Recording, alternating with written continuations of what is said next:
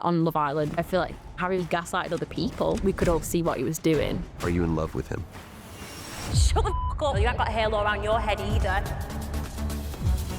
Going through high school, the beauty standard was blonde, blue eyes, thick tan, and I was right at the bottom of the barrel. And I really, really, really liked the boy. It was my first kiss. But he was like racist. He went to EDL March, but then there was a great shift in beauty standards. What are you thinking you'll do? I wanted to go on Love Island. No South Asian female has been on that show and not been booted off. That might help insecure little me. If I might have seen someone who looks remotely like me in the media. So these are the main characters in Shakira's world. Meg, we didn't see eye to eye. Ben, I think it was a difficult concept for him to understand. He wasn't what I was looking for. And Harry, that's my villa fella. That's your villa fella. Was there actually a divide? I was crying to my chaperone. I'm not going to be anyone's type. They're going to fancy the blue-eyed blondies. It's going to be like high school all over again. You left as one of the most followed Love Islanders. You came in second place. Shakira, you are very impressive. On Love Island, is there any moment the audience didn't see that might surprise them? All right, everyone, before we begin, I have to tell you a secret. Truly, one of the biggest honors of my life is making this podcast. I absolutely love it. I love the conversations, and I love speaking to all of you when I see you either in the DMs or on the street. But I do have a small favor to ask, and that is, please subscribe to the channel and hit the bell icon. What it allows us to do is bring more and more incredible conversations just like this to you.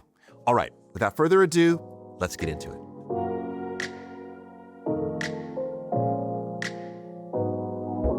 Shakira Khan, we need to talk. We need to talk. Yes. So there's several reasons why I'm excited to talk to you, but one in particular is because I know you have not done a podcast yet. Why are you ready to tell your story now? I don't know. I think after Love Island, it's a very unique experience, and we've all lived our experience, and people now you're in the public eye, they see an hour every day for 8 weeks and think they know you. And this is like a new concept that I'm trying to get my head around. So this is an opportunity for people to actually get to know me and understand how they've come to see this person that's been on their screen for 8 weeks and everything behind it. I love it. Let's get to know her. Let's do it. So to get to know her, we have to go to Burnley. We have to go to Burnley. Up north. Up north. Have you ever been? So this is the thing. Right? I realize that I have driven around Burnley. Okay. You've done a road trip. You've not come to see Burnley. So what's rubbish road trip?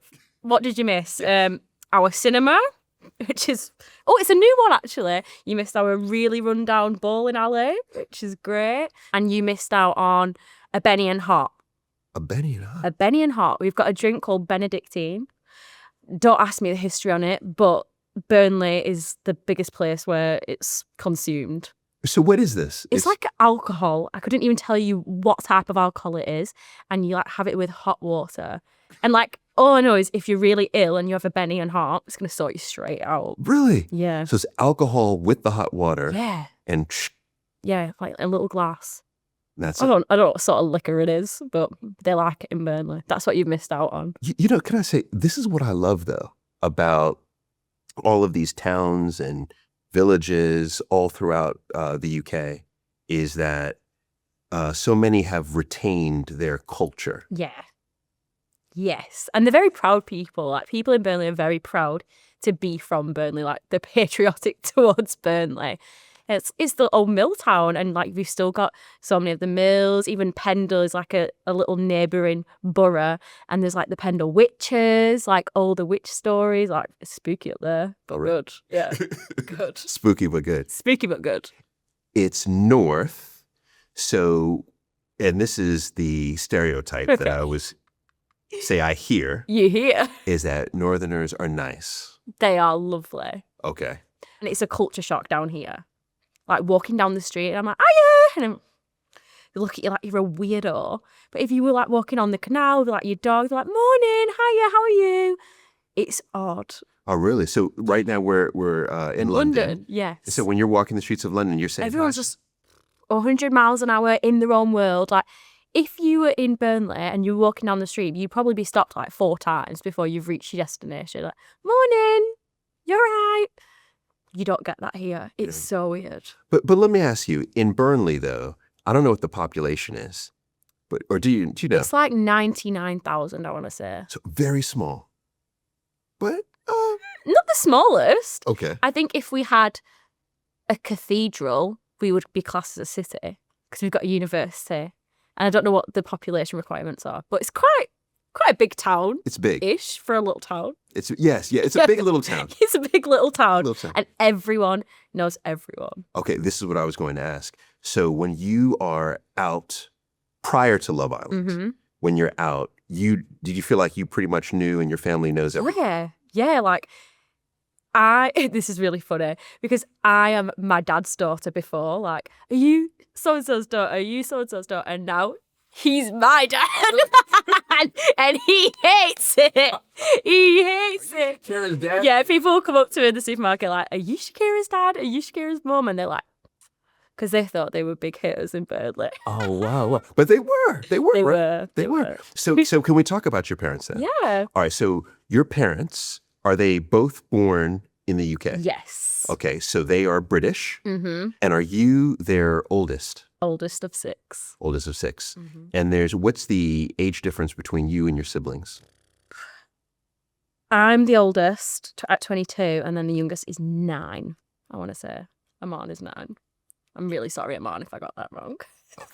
There's a lot. So in that family, what is it like? And I know there's a massive age difference, but growing up in such a large family, Yeah. what do you feel like the almost the pros, the benefits that you get from being in such a large family? The benefits, it's never boring. Like, every day, it's like a TV show. Like, you're living in a TV show. Like, they are so entertaining. You could just sit on the sofa and just watch them pan out. And they're all like really big personalities. All my siblings, like even my mum and dad, extrovert central. Really? It's just both of them are extroverts. chaos. Yeah, everyone is extroverted. I'm beginning to understand the way you showed up on TV, right? Because it sounds like you were there was a level of confidence that was just bestowed upon you through this big family, this extroverted family. So what was little Shakira like? Oh, I just thought I was it. Shakira knew who she was from a very young age. Like, overly confident child, very dramatic, very outspoken. Like, I've got a baby video of me, and we've got everything's documented. Our whole lives are documented on our baby videos. Like, mum and dad always had the camera out, and I loved the camera. I loved the camera. Okay. To the point where I'll watch it back and I'm like, oh my gosh, I'm such an ick, because I'd be like, hey, in front of the camera, my mum's trying to video like my siblings being cute, and I'm like, hey, mum, look at me. And I had like a headset on, a High School Musical headset, and I was like, it's hard to believe, like seducing the camera. And my mum and dad must be thinking, what on earth is this child doing? But yeah, just we're all very dramatic. We're all into theatre, performing arts. Okay. And every day was putting on shows. We'd play X Factor, Britain's Got Talent. So yeah, just very outgoing. Right, okay. Very dramatic. So you were thinking you'd be what? Yeah. Like entertainer? Yeah, absolutely. So your background, is it Pakistani? Yes. Okay. On what, both sides? Or? So my mum and dad are both mixed race. So my dad is half Pathan, which if you want to break down into what that is, like Afghan, Iranian heritage, and his family like migrated to Pakistan. Like I've done a whole DNA test. I've got my heritage results. And my mum is half Pakistani, so her family also have like Indian origin too. So she's Kashmiri. So it's hard to break down, but they would say like half Pakistani. All right, fair. Yeah. So you identify as? I'd say I'm half English and then quarter Pathan, quarter Punjabi. So there's different little groups, but yeah, half Pakistani. Okay, fair enough. Yeah. So when I was looking at the research on Burnley, I didn't realize this, is that Pakistani is the second most popular demographic Yeah. in Burnley. Yeah. I had no idea. So when you talk about there being this almost segregated communities, I can now, see that. Yeah. And was it even beyond, or is it even today beyond the school system? Is it probably, places of worship, I would imagine, Yes. restaurants, etc.? Yep, absolutely.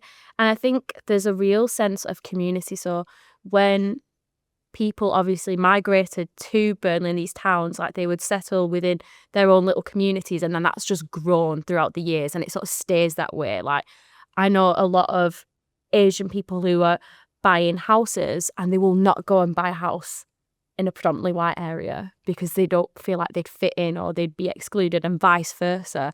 Like everyone sort of splits off, which I've always found tricky to navigate being mixed race, Yes. because it's like two ends of the spectrum, and every mixed person I think will relate to this. Like you're too white for the Asian people and you're too Asian for the white people sometimes. And that was like such a huge identity crisis I had especially when I was a teenager, like going through high school, because you just don't know like where you belong. And that was tough. Like that was hard. And I was like, no, I wish I wasn't this. I wish I wasn't this. Yes. Yes. Which I'm really proud of now. And it's like, I feel ashamed to say that. But like, yeah, being 12, 13, I was like, no, I don't want to be Asian. I don't want to be this. Or even in primary school, like sometimes I'm like, I don't want to be half English. Like, you just don't feel like you fully belong on either side. Yes. Almost. By the way, I love this conversation. This is such an important conversation because it's not had to the degree that it needs to be had in the UK. Yeah. And that is all of the cultural differences and how we're not, as cultures, even though we're living together in these communities, we're actually not living together. Yeah. So just how I can endorse what you're saying, but the dialogue is not happening. Yes. So I would imagine this is precisely what you're talking about. Yes. So when I would go to dance classes as a child, white dance classes, ballet, cheerleading, and the girls there always treated me differently. And I quit cheerleading because of that. Okay. And how did they treat you differently? They wouldn't play with me. They didn't want to sit with me. Like in the circle, it would be, you sit down at dance and you're like, my name's Shakira, da, da, da, da, da. And I didn't understand why. I didn't get it because I was so popular at primary school. I was a kid, about 6 years old, 7 years old. I didn't get it because every day in primary school, I was so popular. I had so many friends. Everyone loves me. I wore my hair in a plait. Everyone else wants to wear their hair in a plait. And then I go to this class and suddenly someone don't want to sit next to me. There's a girl and I'll always remember her face. God, I wish I knew her name. And we had to hold hands in the circle. She wouldn't hold my hand. And I was like, what's her problem? I didn't get it. I didn't understand because I didn't feel like I was any different. We were all in our little cheerleading outfits. I didn't feel different then until after that. How does religion also impact what we're talking about? Massively. Yes, I, okay. I'm an atheist. And I think that was quite a big thing. And people think it comes hand in hand with you being like Pakistani, then you're automatically Muslim. And faith has never been like a strong thing in my household. Like my parents never sent us to mosque or church because I think for them, and obviously I can't speak too much for my parents, but they've got it where it's a bigger divide. They've got their English mothers and their Asian fathers. And that in itself is a culture clash.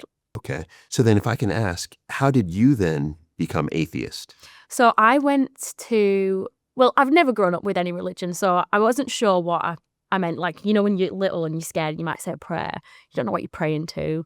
Like, it's like blind faith in something, like maybe out of fear. And then when I went to high school and did like religious studies and was educated on stuff, I was really interested by the rock of atheism. So this is to do with Catholicism. And it's the idea that a God who is omnibenevolent, all-loving, omniscient, all-knowing, and omnipotent, all-powerful, all those three things can't coincide if evil exists. So if evil exists in the world, which we know is fact, Yes. and a God is all-loving and all-powerful, then how can those three things happen at once? Like, if evil exists and he loves everyone on this planet and he knows, like, evil exists and he has the power to do it, then he can't be all-loving. Interesting. You know? And I always thought that was really interesting. And then I, like, studied atheism more and I was like, yeah, this is me. I don't believe in any of this. And it's no disrespect to anyone's religions. I just think I've always resonated more with science and things, well, factual, that I would find factual, like the Big Bang Theory, that makes more sense to me than the story of Adam and Eve and how the world came to be. Yes. That's just, and I came to that conclusion myself. It wasn't like pressured on me from anyone or anything. And how did your parents respond once you identified properly as an atheist and you talked to them about it? I don't think they batted an eyelid, to be honest. Look at that. This might be offensive to some people, but for me, I think it's a difficult concept to live your life based on like a book of worship when, to me, the afterlife's not promised. Like, a lot of religions say you live your life by this, and you'll have rewards in the next life. Whereas for me, I just believe it's this life, and do what you want and live by your own morals of what's wrong and right, good and evil, and you'll be fine. Like, I don't need like a text to dictate that to me. I feel like I and myself know, like, from the way my parents have raised me and the world around me, what is right and wrong. You know? Yes, yes. So I have to ask this, and this is a personal question. Yeah. Actually, these are all personal questions, but this one hits deep because I grew up in a Christian household. Yeah. And I grew up attending church, periodically going to like Bible studies and Sunday school, but periodically. Yeah. And one thing that I noticed, at least with the church group that I was with, is that there was a lot of emphasis placed on what will happen in the afterlife, what will happen in beyond their death. And I would always question, was that particular group placing so much emphasis on the afterlife that they were not giving the present as much energy, attention, and time? Yeah. And so my question to you is, because you don't believe in an afterlife, do you feel like that gives you even more tenacity and energy for the moment? Absolutely. Okay. Absolutely. And that's what I live by. Like, I don't want to ever be on my deathbed and have what ifs and regrets. And I just want to live a good life and give my children everything. And I don't want to go to like my grave with a stack full of money, you know? Like, what is that? What's figures when you're in the ground, you know? Okay. I just want to live a beautiful, wholesome life. All right. In this life. I see it. I see this. You know, that by itself gives me so much perspective on you. So much perspective on you. So then, when you think about your social circle as a little girl, what was your social circle like? Did you have lots of friends, a few friends? I would imagine you had lots of friends. Yeah, in primary school, I had a lot of friends. So I went to a predominantly Asian primary school. I was like the little it girl of the school, like had a really big group, like never would have got bullied or anything. And then when I went to high school, that was like the biggest shock Interesting. of my life. And I got thrown into this set no one wanted to be my partner for anything. No one wanted to speak to me. They'd all like made their little friendship groups. They all sort of knew each other from going to church together or christenings, and because they were all from these feeder schools. And it was tough. And I felt so weird. Like, it dulled my sparkle. And my mum and dad, like, I remember I came home from school and they were like, how was your first day? I was like, so good. It's so many friends. So popular. It's going great. Because I was that embarrassed. I was so embarrassed. Like, what do you mean no one's spoken to me? I didn't have lunch with anyone. And it took a while. And I ended up making friends with 2 of the girls in my set. Really unpopular. Completely nerdy. I never, ever in a million years would have befriended them normally. Because they were like really introverted, shy. And these ended up being my friends. And we would go to the library. We wouldn't go to the canteen. We'd go to the library and we'd sit in silence and we'd read. And I always loved reading. But that's when I really became a bookworm. But like this big, bubbly, bright, bold personality Was dulled. Yeah. And I became really shy and really insecure. And I didn't want to say anything. And, even comments people would make her like laugh at us. I wouldn't defend myself. What? I would bark at anything for years. My siblings, people at school. I wouldn't say boo to a goose. Can we talk about beauty standards? Because I would imagine that there's an intersection point here between culture. What did you feel like the beauty standard was? And where did you feel like you fell on that standard? The beauty standard was blonde, blue eyes, thick tan. And I was right at the bottom of the barrel. Like, every boy, I'd never experienced this because anyone I had a crush on in primary school, like, I was the most fancied girl or whatever, kids silly. And then it was like going from that to being like, ew, like even as a joke, like, oh, shut up, like, you've got with Shakira, like, as an insult, Like, going from there to there was mind-boggling for my confidence. I hated myself, like, hated myself. Did you hate yourself? You hated how you looked? I hated how I looked. I hated my heritage. Like, I had such an identity crisis. And my mum and dad would be like, what are you on about? Like, I would literally be so embarrassed. Like, even of like cultural stuff, which I could not give less of an F about now. But yeah, like, when my dad would cook curry at home, I'd be like, no, like, my bag smells of curry, like, crying my eyes out, like, I can't go to school, like, oh my God. I would be mortified. It'd be the worst thing in the world. Like, I would be mortified.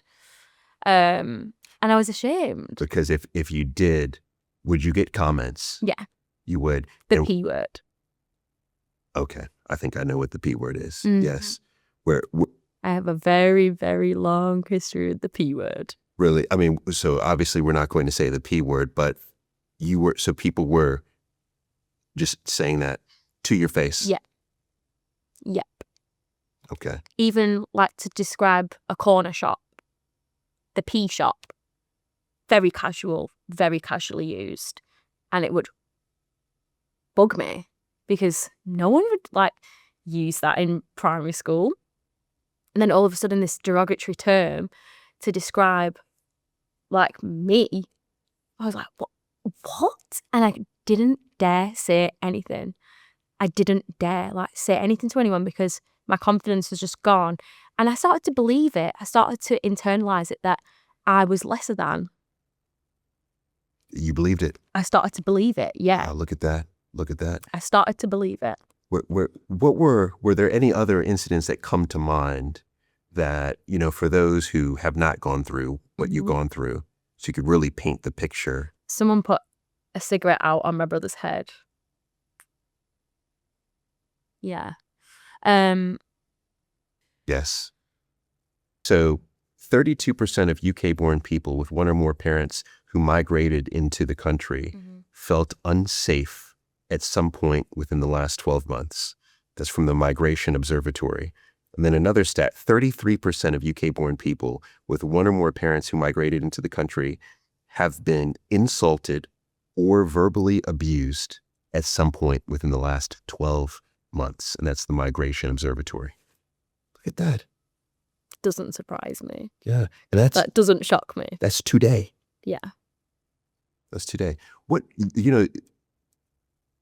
you've become very popular with many people around the UK, but in particular, I think a lot of young women, young girls. So for anyone who's going through this themselves, what advice would you give to them? Be yourself. Surround yourself with good people and good things will happen. If someone makes you feel lesser than that you're friends with, not a friend. If you feel like you have to play up to people to impress them, not a friend. Be you, always authentically you. Never be embarrassed about anything, and good things will come. Okay. Good things will come. All right. Even if it's not in the next week, good things will come eventually. When did the tide begin to change for you? So there was a great shift. Uh-oh. The great shift The great shift. in beauty standards. Okay. Tell me, how so? The Kardashians. Brunette, tan skin, curvy. This was all in. Mixed race girls were sort of being glorified, like Amelia Monet, Georgia Smith. Like, this is what was happening when I'd sort of got older in high school. And all of a sudden, I hit puberty, and then all the boys that were vile to me were suddenly interested now. The great shift. The great shift. I grew a pair of boobs and a butt, and they were like, hang on a minute. But it was never in public. It was sneaky. Interesting. So they would message me on Snapchat, but they would ignore me in the hallway. Forbidden fruit. Look at that. Forbidden fruit. And again, when I said like, oh, like you'd probably fancy Shakira, da-da-da-da-da-da. P shagger was an insult. Like if someone fancied me, they'd get called a P shagger. So it was like always a dirty little secret. So it was only the message that you would get.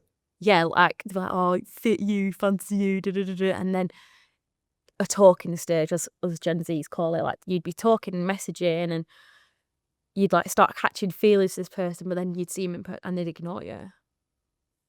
And it was, awful. It was horrible.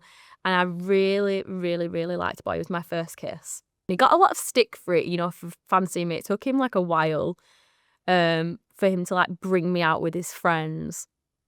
And we had our first kiss, and then this went on for years back and forth because he was like racist. There was an EDL march, and he went to the EDL march, and like I stopped speaking to him, like I was fuming. But I really liked this boy, so it was like constantly like, I'm worth it, like proving my worth to this boy who's like basically racist. And I'll never forget it. And he just said, I wish you were Spanish. He said, I wish you were Spanish because that would be acceptable. It would be acceptable. And he could never introduce me to his parents. Like I'd never meet his family or anything. And that was it. I was like, broke my heart. And so the self-love, or should I say the self-worth, the self-esteem is clearly not there because you're accepting this guy who you've said is basically racist. Mm-hmm. Yeah. So how did you then fully become, Shakira, self-worth, high self-esteem? Did that ever enter the picture in high school? Yes. It did. Okay. It did. And this is an important thing to remember. The Brown High School, yeah, social media. Ah, the great equalizer. And I was hot shit over there. I was hot shit over there. They loved me over there. Across the street, you were hot. I was Beyonce. Everyone at the school knew who I were. but not my school. Oh my gosh. Okay. There's weird opposite ends of the spectrum. Yes.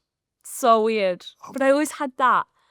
And that was nice. That was nice. That was the good confidence booster. But you know, that's so important, especially in adolescence when we're trying to figure out where do we fit and does society accept us? Yeah. To know that there is somewhere where you are loved and adored. But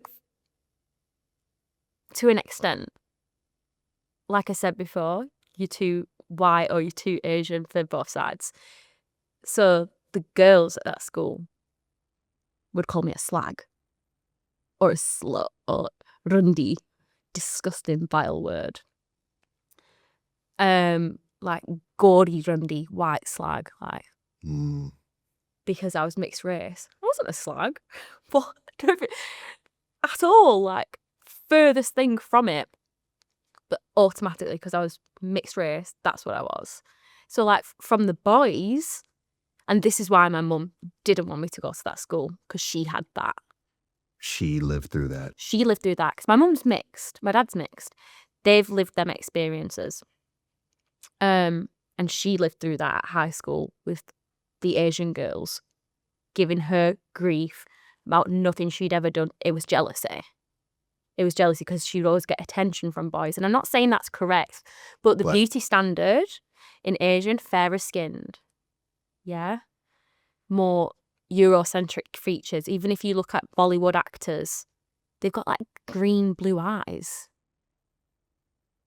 And like they've had nose jobs and stuff. So obviously my mum was desirable, and that was the same with me. From the Asian boys at the Asian school, I was hot property. I see it. But never someone you'd be wifey. Okay. I see it. I see it. This is so important to understand you. These experiences are so important. These are your lived experiences. Did you ever have what you consider to be a healthy, committed relationship? Yes, I did. My last relationship. And he was someone who went to my school, and he was really, really popular. Really popular. And our paths never crossed. Except one time he stuck up for me. And I always remember that. He did. He stuck up for me. And then when we got older, we just bumped into each other. I think we were going out, like on a night out, and bumped into, got speaking, and then I was like, oh, wait, he's not a knobhead like all of his friends were at school. Like, he's a nice guy. And we dated for ages, like just dating, like going out and on dates, like nothing sexual. For like, we was going to like 20 dates, and then he asked me to be his girlfriend, and I was like, what? Because like, he had a bit of a reputation, like he was a bit of a player. And I was like, is this right? Like, is this guy? We had a great relationship. And then we wanted to move our relationship forward, and we were like saving up for a mortgage, like to move in together. And then I'll never forget, it's such a funny story. We were at his mum's for Sunday dinner, and we're all having Sunday dinner, like me, his stepdad, his mum, and his brother. And he drops at Sunday dinner and goes, oh, by the way, my brother's getting a mortgage with us. What? I see. What? He wanted all three of us To live together. And get a mortgage together. They were inseparable. There's a year apart between them. They come as a package, which even like on date nights and stuff, he'd come along. And it started to bug me, but that was just the boiling point. And I was like, I'm never going to make you pick between you and like me and your brother. Like, you guys want to go and live together and do all your businesses together. That's fine. I'll step out the equation. Wow, so you broke up with him? I broke up with him. Oh my gosh. I've never been broken up with. Never been broken up with. That's interesting. That's interesting. So now, career-wise though, because of your confidence back, bravado, what are you thinking you'll do? I wanted to go on Love Island. I'm telling you. No. I'm Shakira, are you telling serious? you. That was the goal. I'm telling you, this was hot. This was hot. Like, Love Island was hot. I had the water bottle. It was popping off. Like, this was Yeah, this is 2018, right? 2018. Yeah, this is, was this Caroline Flack's last year? This Yeah, was on Molly on May the season, show. Tommy Fury. I wrote about Tommy Fury in my GCSE English paper. Did you? Like, this was the show, yeah? And my teachers were like, you're going to be Prime Minister. You're going to be a lawyer. Like, that was such a sneaky insult. Like, you'd be a good lawyer, Shakira. It's like a polite way of saying, you're a bitch. I'm saying you've got a smart mouth. You'd be a good liar. Yeah, I got those allegations. And no, I just wanted to do... Okay. All right. Help me understand. Yeah. So I know how big it was. A matter of fact, that was the year I came to the UK. Mm-hmm. So I remember Love Island was everywhere. I watched Love Island that first year and I was like, wow, this is... It was big. Everyone's talking about Love Island. It was huge. So I understand the popularity of the show, Yeah. and then also what then the catapult and what it does. What it did. to not Yeah. all of the members of the contributors, but stars. the big stars. But help me understand why you, who could be the prime minister, Yeah. decided that that was your number one goal. I loved the way it opened up so many opportunities for them. Molly May was doing YouTube. I loved that. Like, YouTube was huge. Like, I'd grown up on Zoella, and this girl is here showing bath bombs and stuff. She's getting all these millions of views, and there's challenges going on YouTube, and social media is so fun, and it's so new at this point. And I'm like, what? This is a career?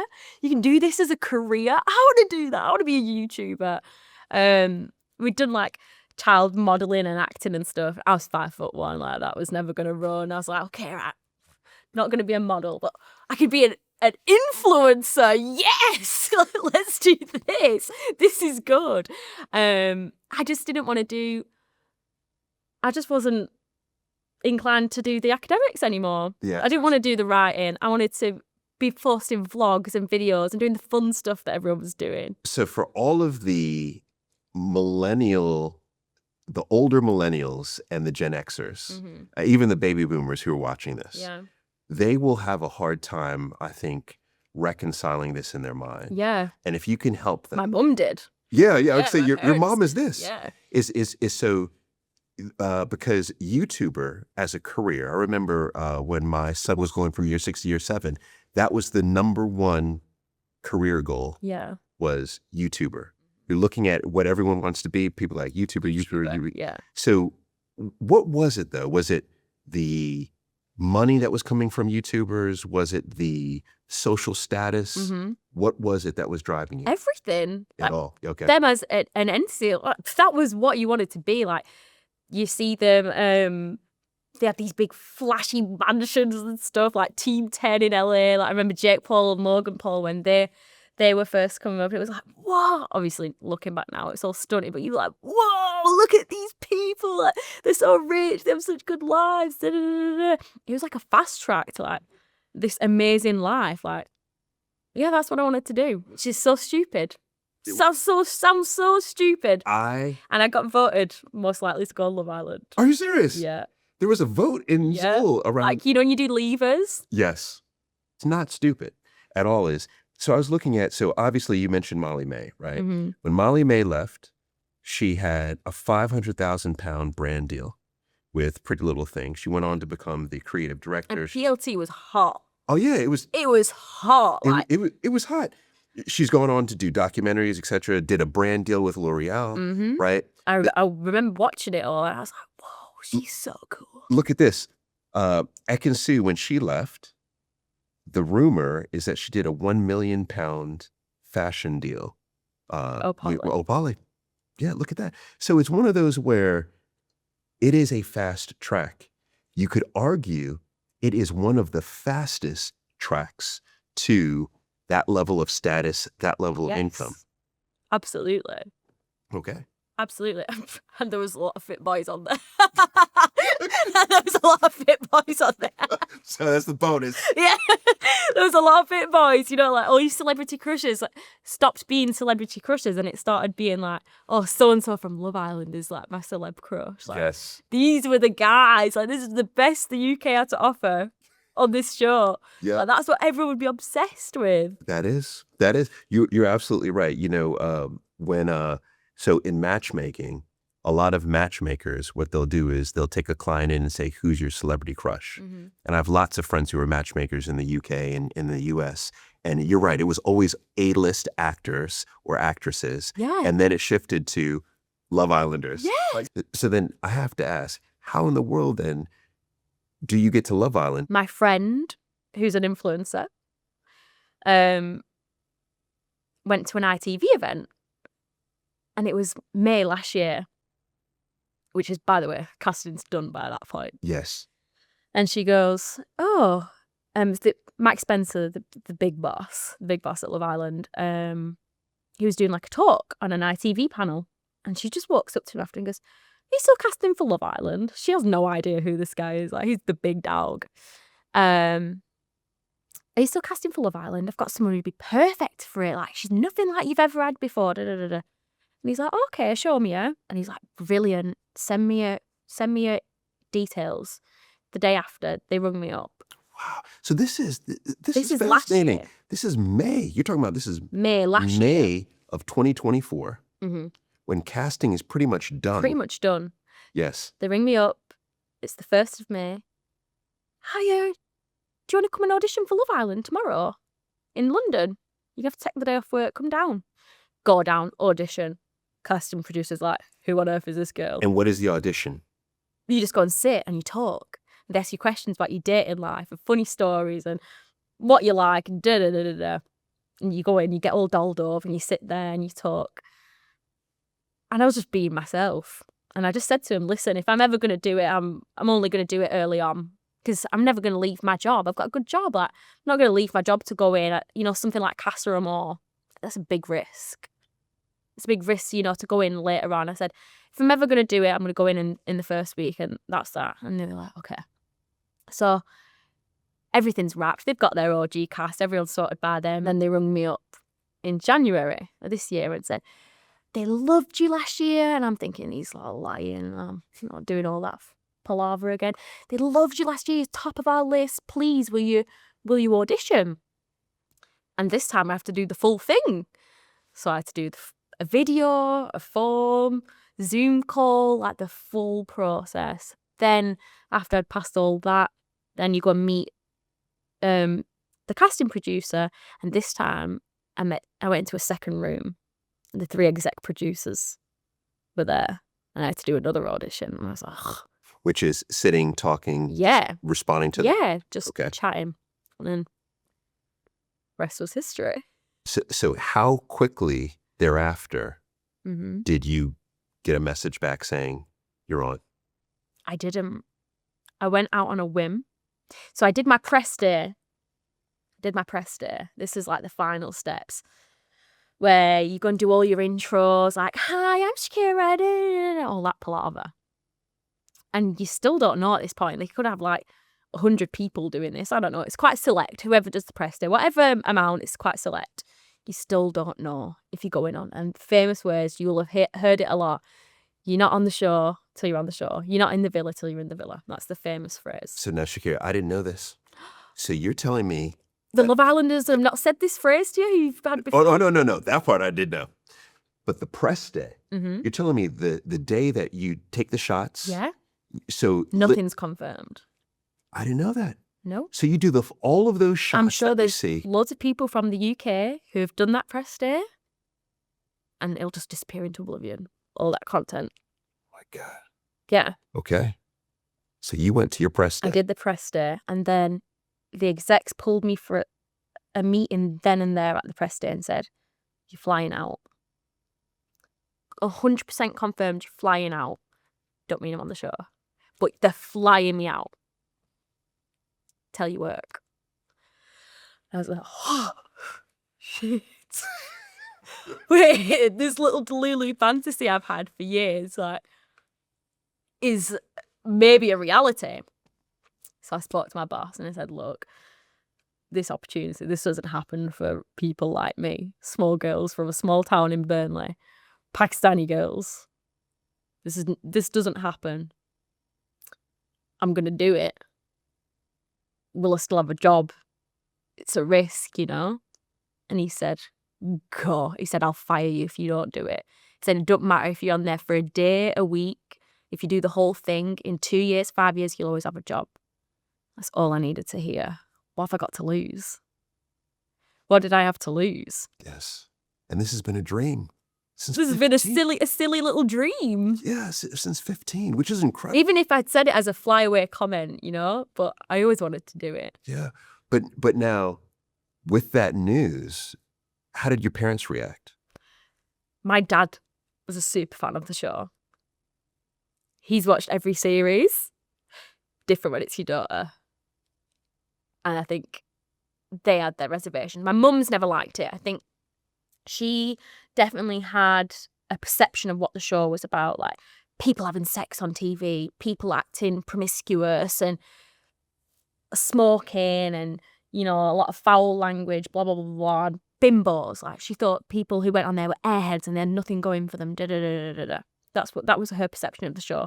She never watched it. She just is what she'd seen from the press or, like, people's opinions about it, her age group. Whereas, like, someone young, it was like, whoa, this is a really cool, positive thing. Like, this is so good. She never understood that. And then, obviously, the year before, my mum would watch that series because I might have been going on that year. So she'd watched the series. So they had a year to come round to the idea. Mm. We had a year to have those conversations because of the last year. Yes. And talk about what's acceptable, what's not acceptable. And I was trying to explain to her, I was like, you've raised me. You've raised me. I'm a good kid. I'm a good person. I've got my own morals and values. I would never do anything to disrespect you or embarrass you. Like, I'm never going to go and have sex on national television. I was like, you've got to trust me. Like, you've raised a good person. You've just got to trust that. Like, I'm going to do what I'm going to do. You just got to trust that. And, you know, there's certain things like that were big no-nos for my dad. And yeah, I respected that. Like, in games, like, it's funny for him to watch strangers. If it was his daughter, his firstborn child, his, you know, little princess, that's very difficult when put the island he fancied most in a sex position. Was never going to run. I was never going to do that because that would be mortifying for him. Like, that's embarrassing. Like, and I understand. I think it's lighthearted and funny, and no one my age would think any badly for someone doing that. But he just wouldn't want me to do that, and I respected that. So I told all the boys, "Don't you dare! Don't you dare do anything." But what's so great is, and I say great because, you know, I'm a parent, right? What it sounds like you had your parents in mind, and your objective was not to disrespect. Well, that was one. Yeah. Not to disrespect them, no matter what. You'd walk from the show before you would disrespect them. Secondly is you called it for what it is, which I appreciate because I have many, many, many friends who've done Love Island. Mm-hmm. And publicly, it is few that will acknowledge it's a fast track to influencer world. Yeah. Right? Let's state the obvious. Please. Like, you cannot tell me if you've watched the show or you've seen the show. Everyone in the UK knows what Love Island is. Even if you've not watched it, you know what it is. It's a household name, right? I'm pretty sure a 70-year-old person would have heard of Love Island. For someone to consider going on the show and go through that process, you go through site, they ask you to evaluate the pros and cons of going on the show. And at some point in that, you've got to factor in that you're going to have some form of media attention or you're going to become a public figure against your will. Even if you don't want to be famous or an influencer, yeah, you can go back to your normal job. People are going to know who you are and you're going to have some form of media attention. Like, and I know there's people who've been paramedics before and got on and they go back to being a paramedic, don't mean they're not in the sun. or they're not in tabloids, Right. or if they walk down the street, someone's going to know who they are. That's something you've got to take into consideration. It's something I took into consideration. I don't think it was ever about like notoriety or being famous. But I think a big factor for me is that I've always will want to be financially stable. I want to have a nuclear family. I never want my kids to want for anything. That's a big factor. Another big factor was representation. I would have had a lot easier childhood and sense of identity if I might have seen myself in more places in the media and on my Instagram feed and on TV shows. That might have helped insecure little me, who didn't have a sense of self, have a role model. It's a big thing. That's a big...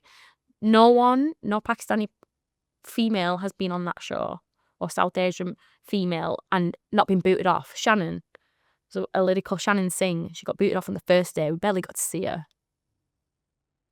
Shame. I was so buzzing that year. I was buzzing when she was on. Yeah. I was buzzing. I think she was Indian. I'll double check that, but she is South Asian. I was buzzing to see someone who looks remotely like me. That's a big factor. Yeah, so you've got to weigh these things up. Yes. You're very naive to sit and you're just a liar. You're just a liar if you're going to sit there and say to me, you didn't know you'd have some form of opportunity after Love Island. Facts. What about, where does love fall in that? That, and this is me being completely honest, would have just been a bonus. Would have just been a bonus. I had no expectation. Even if there was going to be no career after this, I've got my career at home. It's waiting for me.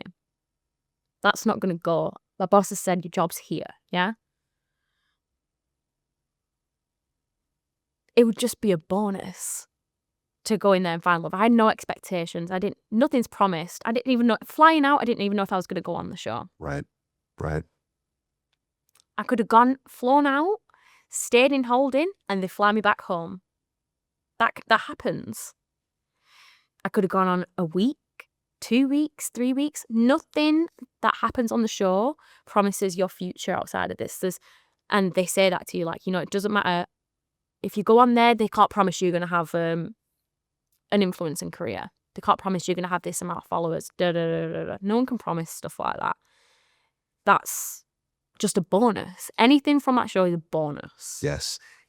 Thank you for being completely transparent on that question, because I want more people who are going on these reality TV formats to be transparent about it. Yeah, right from the get-go, just be transparent about it. Because you know what? The audience is much smarter than we give them credit for being. And the other part of it is that if you are transparent, it allows you to live out your authenticity, both on and off the project. Yeah. Hey Paul, it's time to tell our listeners about our new show sponsor, Treatwell. Let's talk nails then. I just had my manicure and pedicure too. And for those of you who might be a bit shocked to hear this, where have you been? I get it done because think about it. My hands are always being filmed, usually more than my face. So I've got to make sure they're always looking camera ready. But honestly, this is my tri-weekly reset.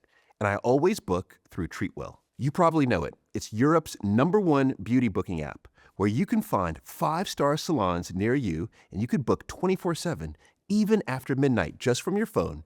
And you could see real reviews from people who've actually been. They've got so many treatments available too. Nails, facials, massages. Last week, I tried a brow lamination. Now, I'm not sure I'd do that again, but you know what? The brows did look great. If you want to treat yourself to something new or try that treatment you keep seeing on TikTok, now's the time. Use code PAUL20 for 20% off your first booking when you go to a new salon. That's treatwell.com or through the Treatwell app. Now, this code is just for our listeners, and it's for you to try a new salon. Have you ever been on a date where you're trying so hard to just be yourself that suddenly it feels impossible? You start overthinking everything. How to sit normally, what to do with your hands. Then you end up doing something weird like this. Now, let's flip that. I want you to think about how you are when you're with your best friend. It's usually when we're our truest selves. And when you're in that zone, it's actually a great time to meet someone new. In that setting, you're naturally thriving. It's why our sponsor, Tinder, created their new double date feature, where you and your bestie can connect with other single pairs. Instead of that high-pressure one-on-one environment, now you're at a group hang. Conversation flows better, and if you stumble, your bestie is literally right there to catch you. If solo dating makes you act like a glitchy version of yourself, invite a friend along.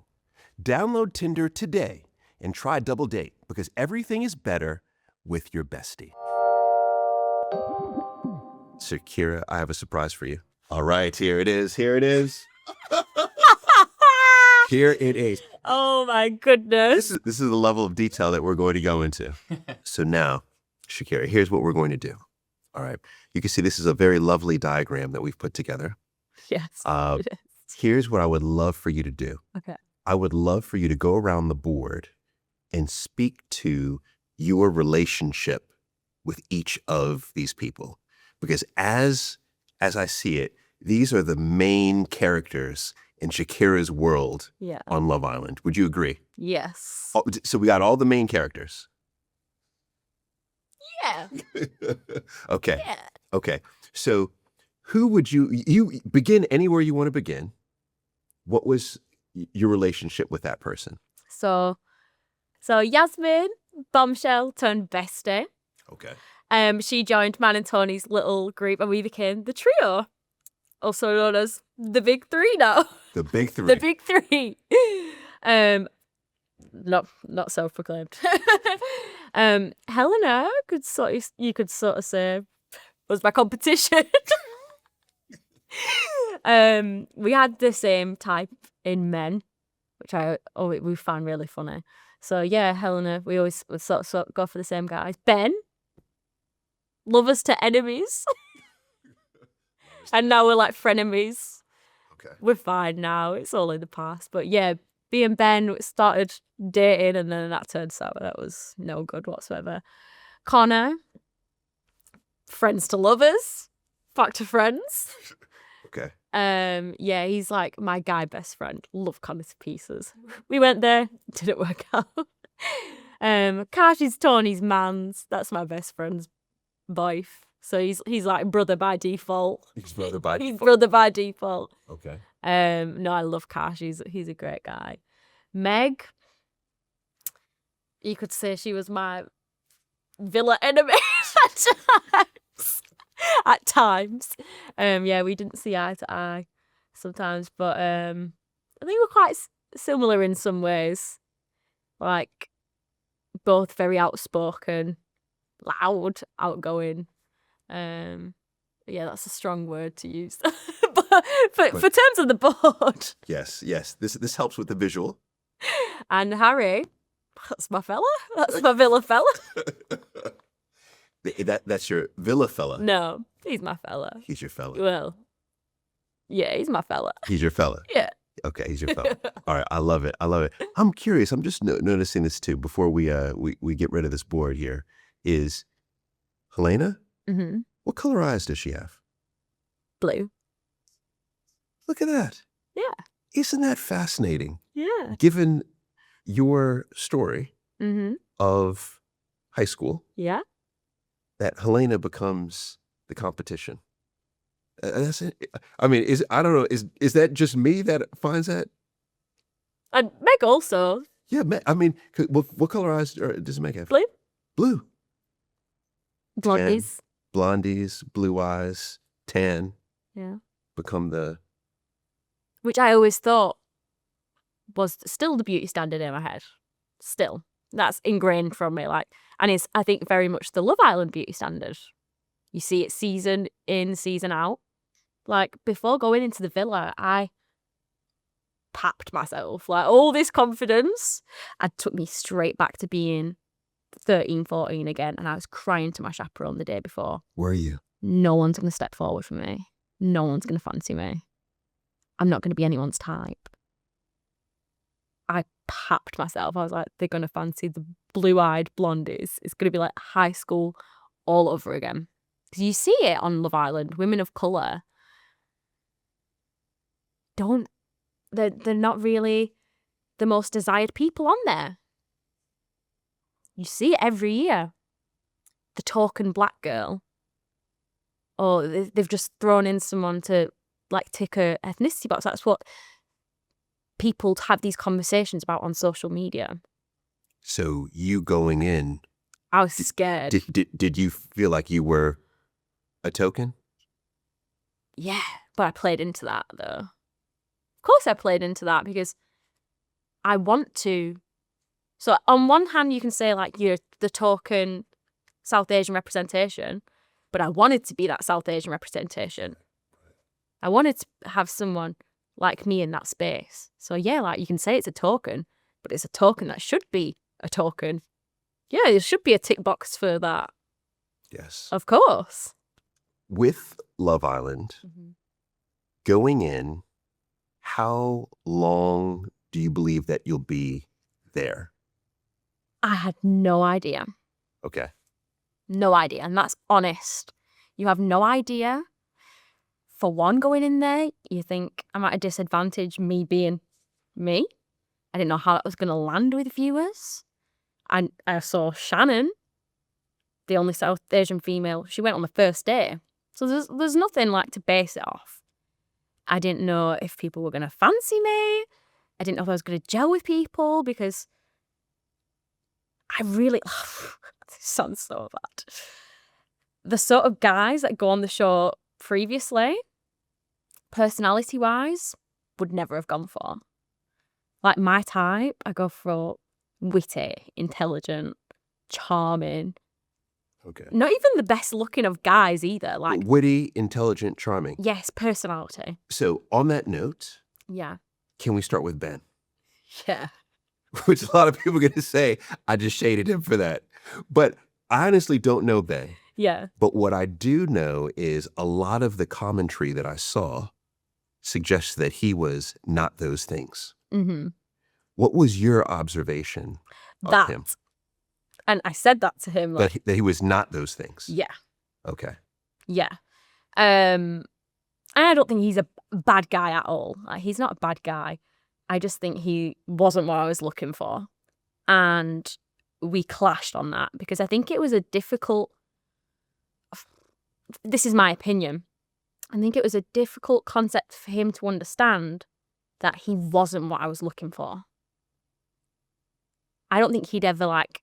I'm not saying I rejected him, but I don't think he'd ever felt rejection because he's a good-looking guy and he's probably gone through like his whole life having his way with girls, but that wasn't what I was looking for. Like, everyone's good-looking in the villa, you know? Right. What's your impression of what the audience was seeing with regard to Ben? Because there were quite a large number of Ofcom complaints. There was allegations of misogyny. There was many allegations. Yeah. What did you see of him in the villa? I think he was quite hot-headed at times. He didn't think before he spoke and cared a lot about how he was perceived. So when we would have conflict with each other, it was like, you're making me look da-da-da-da-da, or it looks like this to other people, not about like how he was feeling or how I would feel. And those times where we'd have conflict and it was in front of everyone and I said, we'll speak later. And he's like, oh, we're talking now, because it had like embarrassed him, hurt his ego a bit. A lot of ego there with them. A lot of ego, a lot of male bravado, and he's the top dog, and he probably has been like all his life. He's a good looking guy, you know. And yeah, so when you critique him or like someone calls him out for something, it's snappy temper and he'll bite easily and maybe something not very nice will come out. I see. And he probably didn't even intend things to be misogynistic, But he doesn't think, he just says, he just reacts. But yeah, there's some things we weren't happy about. And when he gets called out on it, then it's fight or flight with Ben, and it's always fight. He's always on the defense. But yeah. Yeah, fair enough. With Connor, what I found interesting about your relationship with Connor is that it appeared as if he was into you. Yeah.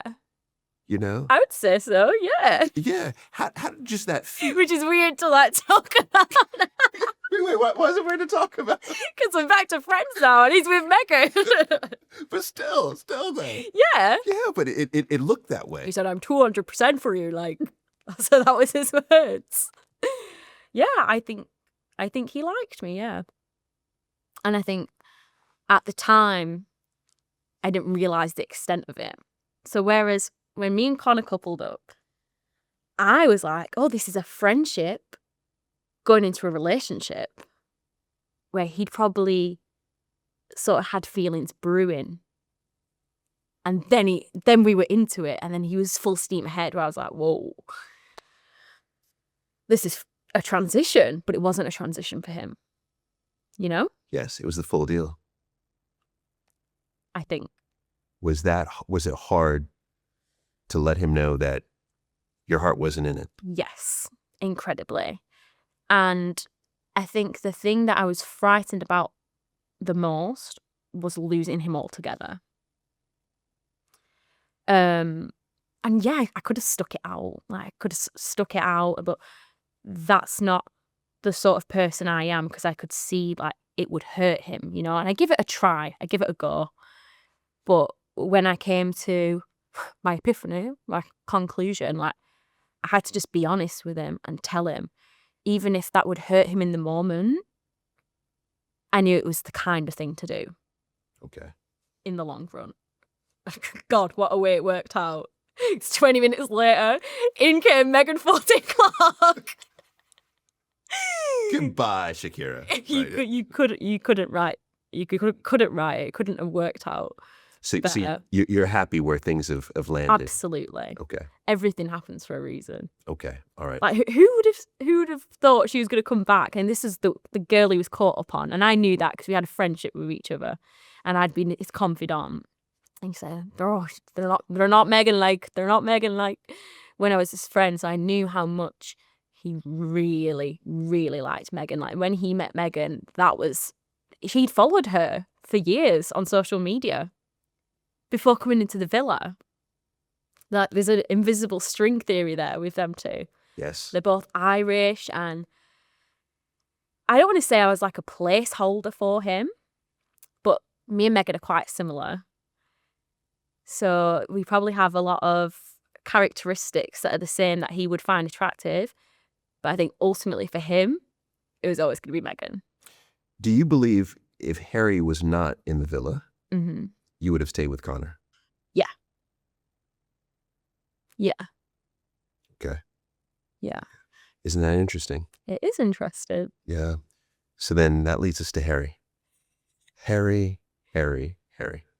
So where I like to begin is, what was your initial impression of Harry? I thought it looks like a bit of a tosser. Because he came in with this 8-pack, and I was like, oh, he's one of them like gym goers, like really narcissistic, in love with himself, like high rocks man, and that's like my biggest ick. Like, people who like go and do high rocks and are like into fitness, and it's their whole personality. Like, I looked at Harry and I made an assumption. I read the book by its cover. I thought, yeah, he seemed like typical. That guy. Yeah, he's that guy. And did you think he would have any interest in you? No. And I said that to him. I said that. That took me aback. Like, it was our first conversation, and he said, like, obviously we didn't know each other, but he said, aesthetically, you're exactly what I'd go for. And I was like, I did not think I'd be your type at all. Like, that was like, what? I didn't have that on my bingo card. I didn't. And so did you believe it when he said that? I didn't, because I thought maybe he's just telling me what I want to hear. Like maybe he's saying the same thing to all the other girls, until he told me what his ex looked like. And she's half Pakistani. And you met Emma. We know Emma. I ended up meeting Emma in the villa. But yeah, and I was like, oh, maybe I am his type. Like he's told me his ex is half Pakistani and she's looks similar to me. So I was like, oh, okay. Okay. So Emma, Yeah. the E. Emma with the E. Emma with the E. Can we talk about the E? Yeah. How serious do you think that is? Because he lied about what the E, Yeah. what it meant. Yeah. How much of that do you believe suggests any part of his character? I think what did he say? What did he tell everyone? He got it for his ex, and then when they broke up, he changed the meaning for his grandma. So he was transparent with us in the villa about that. Because then when Emma came in, we all knew what he meant when he was saying, it's my ex, this one. So he told us, but I think in his VT or whatever, he was like, oh, I've got a tattoo, it's my grandma's initial, da da da da da. But yeah, he was quite transparent with what that was. With yeah, with what it was? Yeah. All right. Which maybe didn't get shown. Okay, that's fair. camera. That's fair. Yeah. Because I think to many, it could have played as it was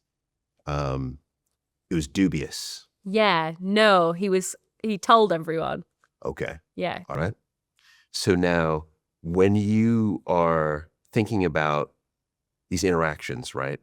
Have you watched the entire series back? No. You haven't? No. Ain't nobody got time for that.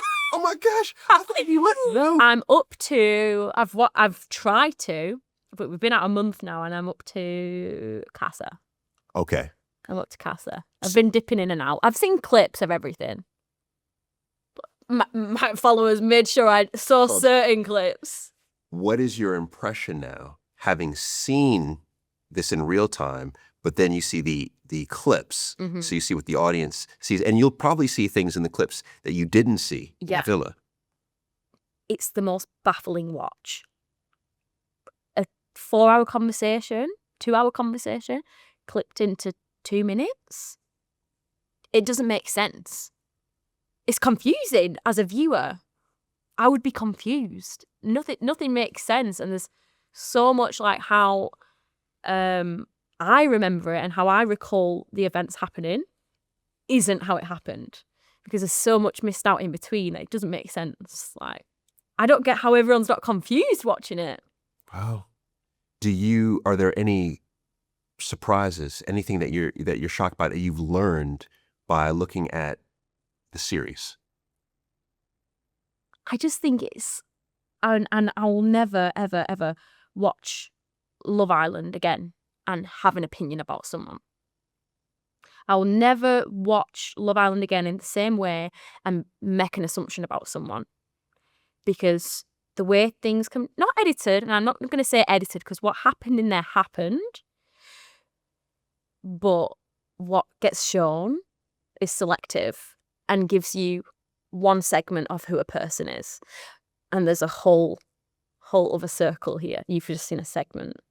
And that doesn't make up who they are as a person or their whole character.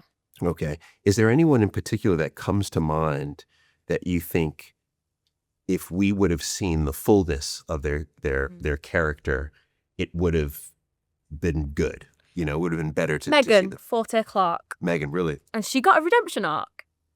But watching it back, I can see, because I was shocked. We were shocked when Megan got dumped.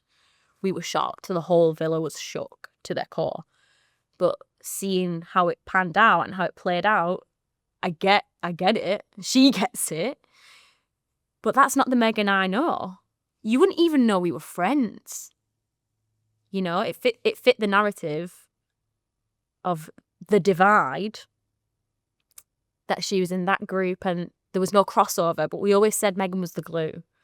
Megan was the glue between the two groups. And yeah, I had a really good friendship with Megan. And then people were shocked that when she came back in, that she was friends with us. But we were always friends. Just didn't get shown. Didn't get shown. So you just talked about the divide. Mm-hmm. So we had to talk about that because this was, I think, of high interest to many people. Yeah. To the point where I could say that was one of the main stories. Yeah, of course. If you will. Let's be honest. Right. So first off, was there actually a divide? Yes. Yes, and I'm not going to sit here and as much as people want to shit on that, that was my lived experience, and my friends will say the same. That was our lived experience, and people couldn't sit there and say there was no divide. There was a divide, and that's okay. And it is, because that's life. That's life. What do you believe created the divide? Anyone who was a threat to the other group was orchestrated, and we banded together. Okay. So you said we banded together. So you felt like you're the outcast. The outcast, literally. That's what we call us. Literally the outcast. The outcast. Okay, and who's in the outcasts? Well, me, Tony, and Yaz call ourselves the outcasts, but you could collectively add Billikis to that. Militia, Andrada, Emma, Yes.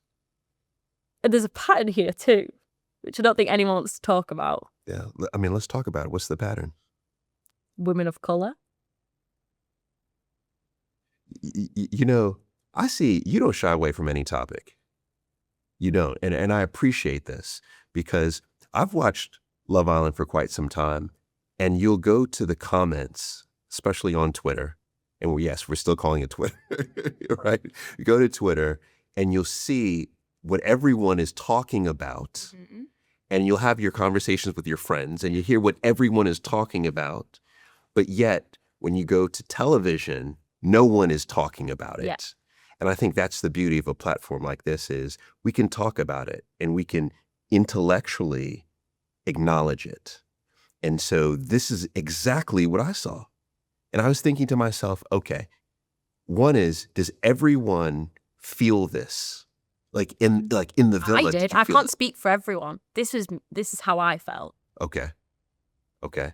And so do you think that the guys, because you're saying a threat, really it's a threat to taking someone's partner. Yeah. Right? So do you think that the guys saw, acknowledged, participated in it, or were they just oblivious to this?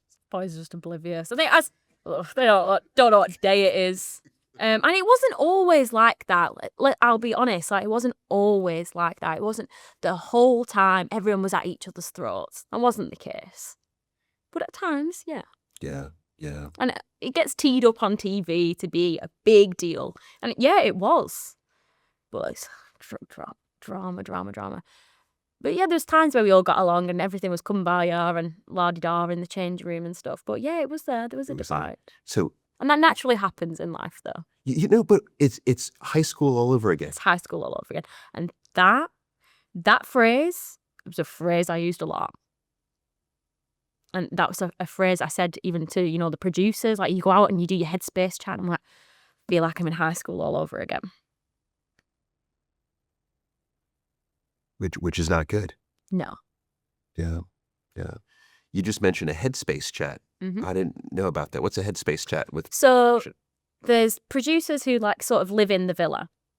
They don't live in there, but you've got a morning producer and an evening producer, and you'll go outside, you might have a vape or whatever, or you'll talk about how you're feeling, who you want to have a chat with, da-da-da-da-da-da. So half time you go out there and run, you're like, can't be arsed with da-da-da. It feels like high school all over again. So that's your headspace chats and da-da-da-da. So they might say in the morning, oh, this happened last night. Why don't you go and speak to the girls about it and have a conversation about that? So that's the producer's job. So for example, the grafties happened last night. Do you want to go and have a chat with Tony and Yaz and debrief about the grafties? And that's their job to do that. Yeah. All right, fair. So that's what you do in your headspace chat. Fair. So then just one last thought and anything else you want to say about this divide is that, do you see us reaching a point where there's no longer this divide? Are you familiar with the doll test? Have you heard about this?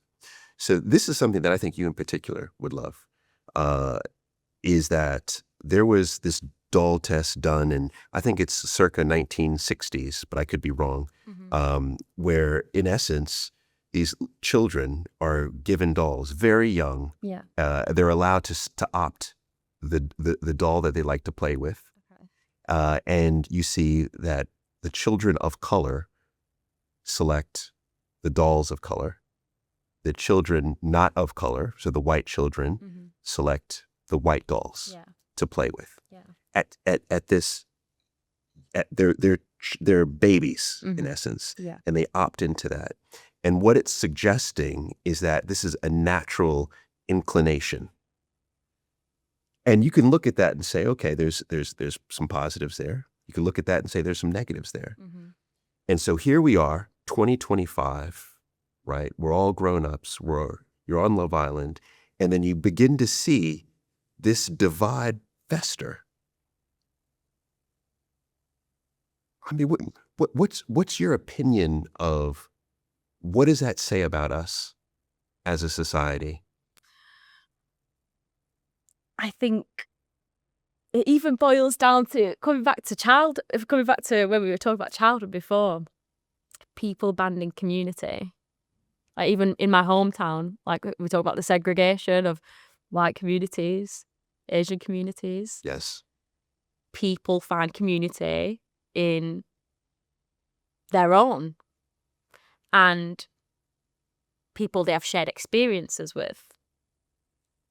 So even something like, if I had a conversation with someone who doesn't have the same shared experience with me, they might look at me a bit daft. You don't feel seen or understood. But then with someone you do, you have common ground to discuss it and go into it further and bond over that. I think that's sort of what happens in the villa too. Okay. All right. And that does make sense. That's a prime example, me and Emma. And she'll laugh about this. I stole Connor off Emma. Right? You literally did. Stole Connor off Emma. And then it was like a down day, so same-sex beds. So they've put me and Emma in a bed together.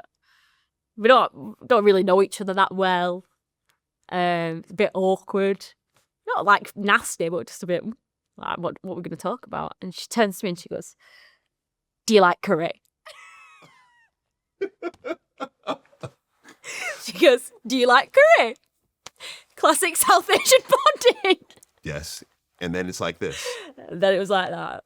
We hit it off, and we could talk about our shared experiences of being mixed race and growing up half South Asian, half English, And that's just one of those things. Like, how would we have had that conversation if we didn't have that same shared experience, you know? Yes, absolutely. And it opened up a wider relationship then for us. Absolutely. On Harry, got to go back on Harry, there was a very, very talked about moment that involved your mom. Yeah. And Harry and her refusal to give him a hug, to acknowledge him. Yeah. All right. Now, I'm sure you've talked to your mother about it. You've talked to Harry about it. You were there. Yeah, I was there. Don't forget it. What's your take on what happened and why? That wasn't shocking to me. It wasn't shocking whatsoever, and I'd worked myself up a little bit beforehand.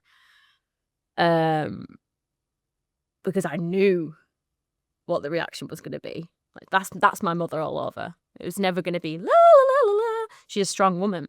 She's raised strong-minded children, and she won't shy away from things. So if she was displeased, she was going to be displeased. Like, she weren't going to play Happy Families Come By Her. She was letting him know it was a statement. I'm not going to hug you because I'm not happy with your behaviour, and I don't want you to feel like I'm accepted because I haven't. You know? Yes. And that was a statement for her. Okay. Has she moved her position now? She said, clean slate. Because coming off, you have conversations, you explain everything else to how it works, what they've not seen, what they've missed out on. And then my mum, again, from the segment she's seen, starts to see the bigger picture. And she said, okay, I felt this way because I'm your mother and it's been hard for me to watch this for 8 weeks. And I can't speak to you and all I'm feeling is what I'm seeing through the screen. She's quite an empath. So if I'm upset, she's upset. She feels that. So then once we've had a discussion about it, she said, if you're happy, I'm happy. Okay. Fresh start.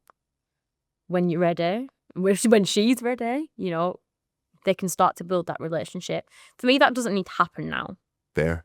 But she's at the clean slate. Clean slate. Okay, that's very fair. Yeah. That's very fair. So with Harry as well, I saw lots of commentary using the word gaslighting. Mm-hmm. Now, let me say, I believe gaslighting, controlling, manipulation, etc., are overly used and misused Mm-hmm. on most of these shows. Yeah. Like literally. Now, gaslighting is this intentional form of creating doubt, right? Especially self-doubt. Yeah. So when you look back at the series based on your experience in the villa, do you believe Harry was gaslighting at all? Not gaslighting me. I don't feel like he gaslighted me. There was times where I feel like he gaslighted other people. I could see that. And I made commentary, and I'm not going to sit here and say, no, I didn't. I made commentary on that through the show. Maybe with Helena, I think at the Grafties, and we said it, and we spoke about it on the show, like he sort of knew he was going to get heat from the Grafties. This is my perception on it. He knew he was going to get some heat from the Grafties. Whatever was going to come up on the screen, he knows what he's done. He knew he was going to get some heat. So there was a clip of Helena talking to Harrison, saying she fancies him, and Harry was like, oh, you fancied Harrison? You said it was only me when you came back from the sleepover villa, like you said you were only interested in me. He'd never had a problem with her getting to know Harrison before because he was with me at the time. She'd done nothing wrong. But he was like, I'm going to give her a bit of heat. So then when it's my turn, we're a bit even. Like it's not like she's in the right and he's in the wrong. Okay. And I could see that. Okay. And me and Connor looked at each other like, is he for real? Like we could all see what he was doing. Okay. Okay. That was naughty. All right. I see. But you felt never to you. No, I don't Okay. think so. Okay. So you three, I say you three. Everyone now knows who the three are, right? But you, Tony, Yasmin, right? What do you believe the public's perception was of you in the villa? And how much do you believe that those in the villa think about the public's perception? Because I've had people literally on this couch tell me one of two things. Yeah. Oh, yeah, I'm not thinking about at all what happens, like what the public's thinking. And others, yeah, I'm thinking about it every night, what the public is thinking. What was your experience? So the only way I could describe it is your lived experience in the villa. For me, whatever you're living inside the villa, you think that's the outside perception too.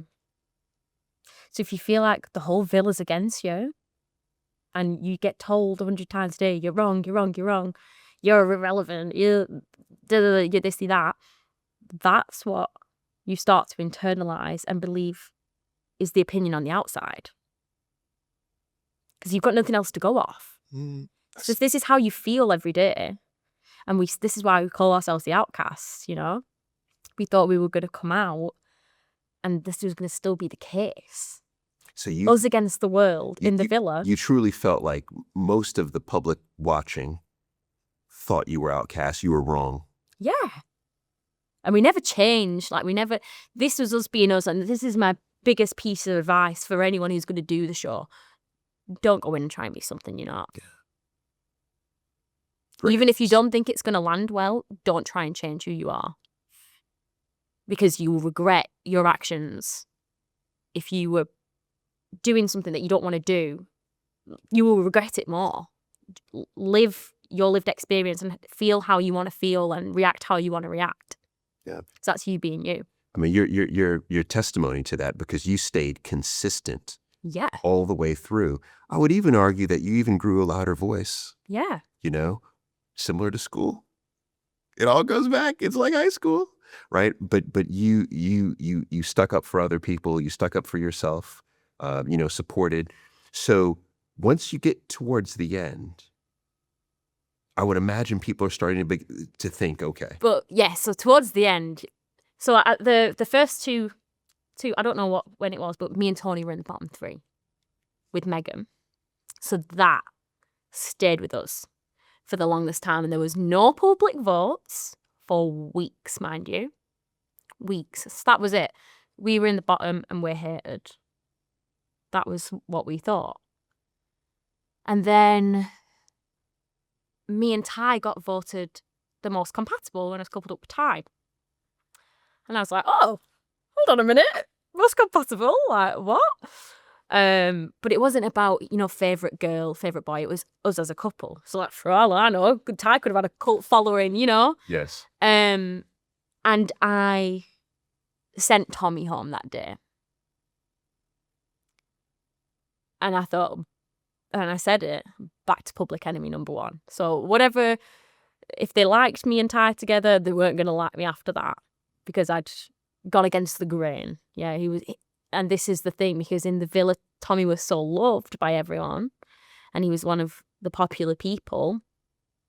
I was going against the grain and sending him home, but it was my choice and my decision.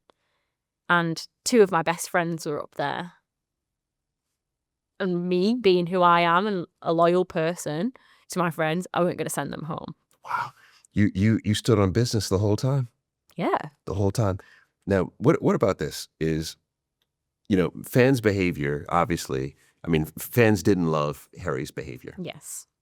And I was aware of that. And you were aware of this. Yes. So what was it about Harry that made you love him so much? Harry is an enigma. He's like no one I've ever met before in my life. And everyone's seen this, again, it comes back to the small segment of Harry, which is probably the worst traits of Harry, because that's the most entertaining side. But he is amazing and he does treat me so well. He's witty, he's charming, he's intelligent, all those things that I said I look for in a partner. We have same thing, like the same values and things we want out of life, very similar. Like we want to get married and have children and have like a long lasting relationship. And I think that's something very important that we both have bonded over, because my parents have been married for such a long time and have children together. And, that's not a broken family. And I'm not going to talk too much about him, but he wants to have a relationship with the right person. And that's one of his biggest fears. And that's one of my biggest fears, is doing life with the wrong person. Yes. Yes. So when you both left, you left as a couple, but non-exclusive. Yeah. Right. Not exclusive, as in we declared it. Exactly. Which I think is very Villata. So, but really, you left as what I would imagine to be friends exploring a committed relationship. Yeah. So where do you stand today? We're dating each other. He's not, you can't put a label on it, but we're dating each other. We're spending time with each other. I'm not dating anyone else. He's not dating anyone else. So you could say we're exclusively dating each other. That's exclusively dating each other. Yeah.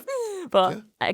I think exclusive is a silly label, because it would just be boyfriend and girlfriend is the label for me, Yes. But we're just dating. Yes. You would like to be married, though? Absolutely. Could you see yourself marrying Harry? They weren't happy about it either. I wouldn't date someone if I didn't see that intention with them. Yeah, I could see that. It's a waste of my time. It's a waste of their time. If I would not want someone to be my boyfriend or my partner if I didn't see something long-term with them. I don't need anyone. I'm very self-sufficient. I don't depend on anyone. If I'm investing time into you, it's because I'm investing into a future with you. Yeah. Look at this. You left this show and you really won.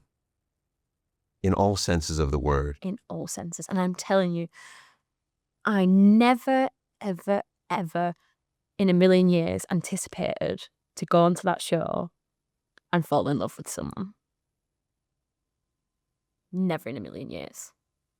But you did. Which sounds so odd, going onto Love Island and you're not thinking that, but I didn't. Yeah.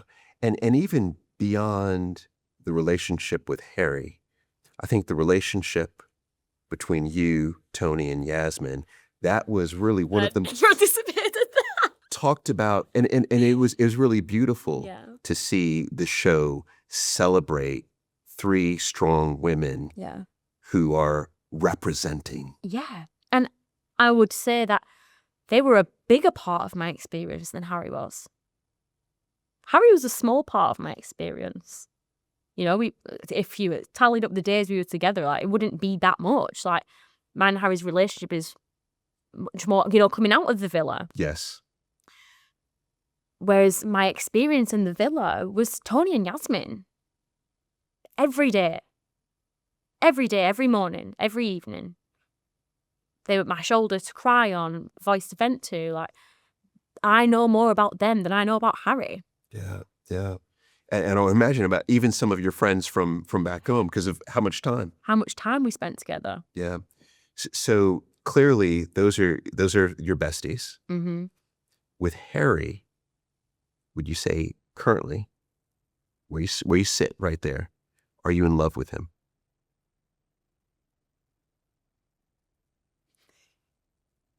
It's a yes? Yeah. It's a yes. And I knew that very early on. Do you believe he's in love with you?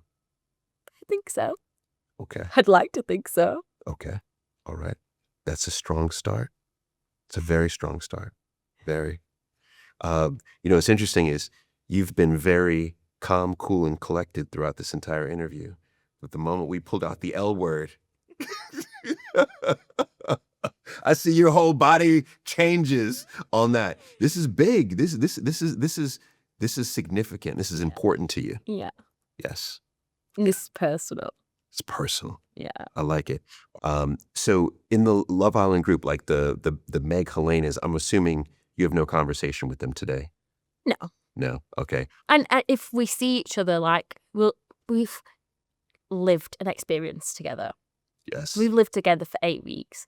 I'm never gonna walk down the street and, you know, blank them. Like, we've shared a lot of time together, and one of the most important or life-changing experiences of our lives was shared with each other.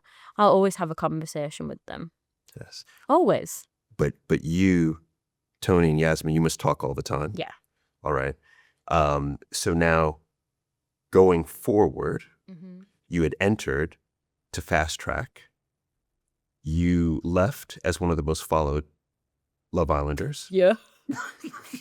What? You came in second place. What? You have at a minimum of 3 new besties, right? Yeah. You have found love. What's next for you? World domination. I'd just be the Prime Minister after all. I might go back to that. Go back to your Prime go back to that. I build a politics career. I don't know, but I'm excited. Yes. I'm excited. Who knows? Maybe back on TV. Maybe the influencing social media career. Who knows? Who knows? But watch this space. Love it. Because I'm going to make it happen. Whatever I want to do, when I decide to do it, I'll make it happen. That I believe. So then last question. Everyone gets this. This is my favorite question still. Okay. If you think back through all of the incredible conversation you've had in your life, which conversation stands out to you as the most memorable? Who was it with, and what did you learn? My high school teacher told me, and this is when I was upset one day about some girls at school. And she said to me, when did a lion ever care about the opinion of sheep?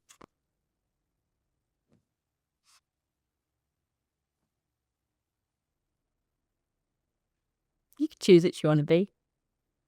I'd rather be a lion. That was going to stay with me. I loved it.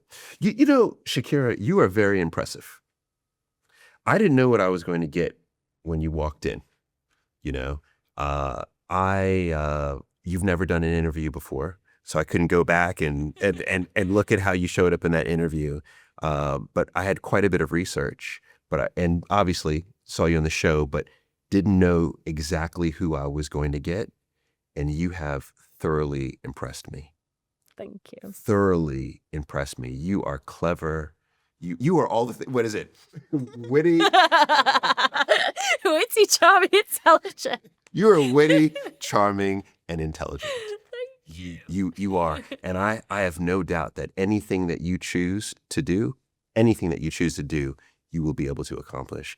And I want to make sure that I say this, I think this is very important, is you are exactly who we need right now representing us. You're exactly who we need. Thank you. That means a lot. You got it. Whatever my preconceived notions were, Shakira blew through all of them. Just exceptionally impressive. She's someone who is tenacious, but extremely mature for her age of being only 22. The entire conversation around identity was poetic, especially as you see it play out in Love Island. What I love is how unapologetic she was in her conversation around identity. What she was saying is not meant to offend anyone, but it is to empower people. Everyone who watched Love Island must see this conversation to fully understand who she is. Our childhood shapes how we show up as adults. And you could even see the boldness and the fierceness of Shakira came from her having to develop that voice. Or actually, she had it, lost it, and had to regain it. Lessons for me is the importance of being unapologetically you, speaking truth to power, consistently doing that. She had the dream of Love Island in order to monetize the brand that she builds off of Love Island. Love was just a bonus. And look at that. She got her bonus. Shakira just might be the greatest thing to come from this season of Love Island.